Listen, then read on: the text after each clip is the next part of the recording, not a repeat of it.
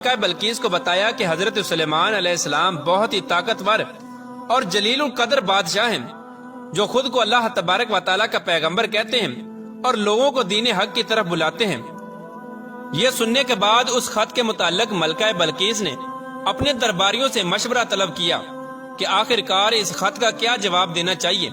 چنانچہ درباریوں نے ملکہ بلقیس کو یہ مشورہ دیا کہ ہمیں حضرت سلیمان علیہ السلام سے کسی قسم کا کوئی خوف نہیں کھانا چاہیے، کیونکہ ہمارے پاس بے حساب جنگی ساز و سامان ہے۔ اگر انہوں نے ہمارے ملک پر حملہ کیا تو ہم بھی ڈٹ کر مقابلہ کریں گے۔ اس کے باوجود جو آپ مناسب سمجھیں وہ فیصلہ آپ خود کر لیں۔ اس طرح ملکہ بلقیس نے درباریوں کی تجاویز سن کر کہا کہ بے شک ہم طاقتور قوم ہیں، لیکن کسی معاملے کا یہ حل نہیں کہ فوراً جنگ کے لیے تیار ہو جانا چاہیے۔ چنانچہ اس کے بعد ملکہ سبا نے اپنے درباریوں کے ہاتھوں حضرت سلیمان علیہ السلام کی طرف بیش قیمت تحفے بھیجے، اور ان بیش قیمتی تحفوں کا حقیقی مقصد یہ تھا تاکہ حضرت سلیمان علیہ السلام کی نبوت کا حقیقی طور پر اندازہ لگایا جا سکے کہ وہ واقعی اللہ تبارک و تعالیٰ کے ایک سچے نبی ہیں یا محض ایک بادشاہ ہیں۔ اگر تو وہ اللہ تبارک و تعالیٰ کے سچے نبی ہوئے تو وہ ان تحفوں کو قبول نہیں کریں گے، کیونکہ اللہ تبارک و تعالیٰ کا نبی ان چیزوں سے بے نیاز ہوتا ہے، اور اگر وہ ایک محض بادشاہ ہوا تو وہ ان تحفوں کو قبول کر لے گا۔ چنانچہ اس طرح ملکہ سبا کا حکم پا کر چند درباری بیش قیمت تحائف کے ساتھ حضرت سلیمان علیہ السلام کی بارگاہ میں حاضر ہوئے، اور حضرت سلیمان علیہ السلام کی بارگاہ میں وہ تحفے پیش کیے تو حضرت سلیمان علیہ السلام نے ان تحفوں کو قبول کرنے سے انکار کر دیا، اور حضرت سلیمان علیہ السلام نے ارشاد فرمایا کہ تم لوگ جن تحفوں کے ذریعے مجھے بہلانے کے لیے آئے ہو، ان سے بھی زیادہ نعمتیں اللہ تبارک و تعالیٰ نے مجھے عطا کر رکھی ہیں، اور ان تحائف سے کہیں زیادہ اللہ تبارک و تعالیٰ نے مجھے مال و دولت عطا فرمایا ہے۔ میرے نزدیک دنیا کے مال و دولت کی کوئی حیثیت نہیں، اور مال و دولت کو جمع کرنا میرا مقصد نہیں، بلکہ میرا مقصد اللہ تبارک و تعالیٰ کے کلمہ حق کو بلند کرنا ہے،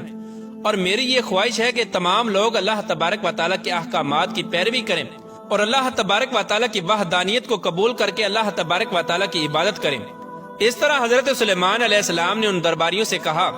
کہ ملکہ بلقیس سے جا کر کہیں کہ اللہ تبارک و تعالیٰ کی وحدانیت پر ایمان لے آئے اور میرے دربار میں حاضر ہو جائے۔ اگر ان لوگوں نے ایسا نہ کیا تو میں ضرور ان لوگوں کے ساتھ جنگ کروں گا۔ حضرت سلیمان علیہ السلام کا یہ جواب سن کر وہ درباری واپس لوٹ گئے اور جا کر ملکہ بلقیس سے حضرت سلیمان علیہ السلام کی شان و شوکت کے بارے میں بتایا۔ ان درباریوں کی یہ بات سن کر ملکہ بلقیس بہت ہی زیادہ فکر مند ہوئی اور ایک بہت بڑے لشکر کو لے کر حضرت سلیمان علیہ السلام کی طرف روانہ ہو گئیں۔ ادھر جب حضرت سلیمان علیہ السلام کو ملکہ بلقیس کی آمد کا علم ہوا تو حضرت سلیمان علیہ السلام نے اپنے تمام درباریوں سے پوچھا کہ تم میں سے کون ہے جو ملکہ بلقیس کا تخت ملکہ بلقیس کے پہنچنے سے پہلے پہلے یہاں پر لا سکتا ہے؟ تو اس وقت حضرت سلیمان علیہ السلام کی محفل میں موجود ایک جن نے کہا کہ حضور، میں دربار کا وقت ختم ہونے سے پہلے پہلے ملکہ بلقیس کے تخت کو آپ کی خدمت میں لا سکتا ہوں۔ تو حضرت سلیمان علیہ السلام نے فرمایا کہ نہیں، مجھے ملکہ بلقیس کے آنے سے پہلے پہلے وہ تخت چاہیے۔ حضرت سلیمان علیہ السلام کی یہ بات سن کر تمام درباری خاموش ہو گئے۔ اس وقت آپ کی محفل میں موجود اللہ تبارک و تعالیٰ کے ایک برگزیدہ بندے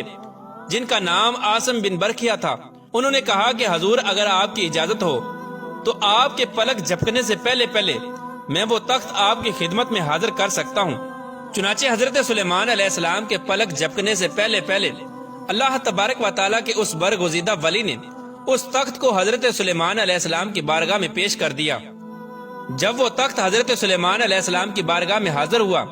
تو حضرت سلیمان علیہ السلام نے اس تخت کی حیت تبدیل کرنے کا حکم دیا تاکہ اس سے ملکہ بلقیس کی عقل کا اندازہ لگایا جا سکے کہ وہ کتنی سمجھدار ہیں اور وہ اپنے تخت کو پہچانتی ہیں یا نہیں۔ چنانچہ ملکہ بلقیس کے آنے سے پہلے پہلے اس تخت کی شکل و صورت کو بدل دیا گیا۔ جب ملکہ سبا حضرت سلیمان علیہ السلام کے عالی شان محل میں داخل ہوئیں تو حضرت سلیمان علیہ السلام کی شان و شوکت کو دیکھ کر حیران رہ گئی۔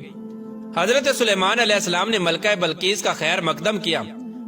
ملکہ بلقیس حضرت سلیمان علیہ السلام کے حسن اخلاق سے بے حد متاثر ہوئیں۔ ملکہ بلقیس کے سامنے جب وہ تخت پیش کیا گیا تو ملکہ بلقیس نے اپنے تخت کو فوراً پہچان لیا اور حضرت سلیمان علیہ السلام سے کہنے لگی، یہ تو میرا تخت ہے، اور اس عجیب و غریب منظر کو دیکھ کر سوچنے لگی کہ جو شخص اتنی دور سے اس تخت کو یہاں لانے پر قادر ہے بے شک وہ اللہ تبارک و تعالیٰ کا سچا نبی ہی ہو سکتا ہے۔ حضرت سلیمان علیہ السلام کے اس عظیم الشان معجزے کو دیکھ کر اور حضرت سلیمان علیہ السلام کے حسن اخلاق سے متاثر ہو کر ملکہ بلقیس اللہ تبارک و تعالیٰ کی وحدانیت پر ایمان لے آئیں، اور اس طرح اللہ تبارک و تعالیٰ نے اس خوبصورت شہزادی کو ایمان کی دولت نصیب فرمائی۔ پیارے دوستو، بعض روایات میں آتا ہے کہ ملکہ بلقیس کے ماں باپ میں سے کوئی ایک جنات میں سے تھا جن میں سے ملکہ بلقیس پیدا ہوئی۔ اسی وجہ سے بعض روایات میں یہ نقل کیا گیا ہے کہ ملکہ بلقیس جنات کی اولاد میں سے تھی۔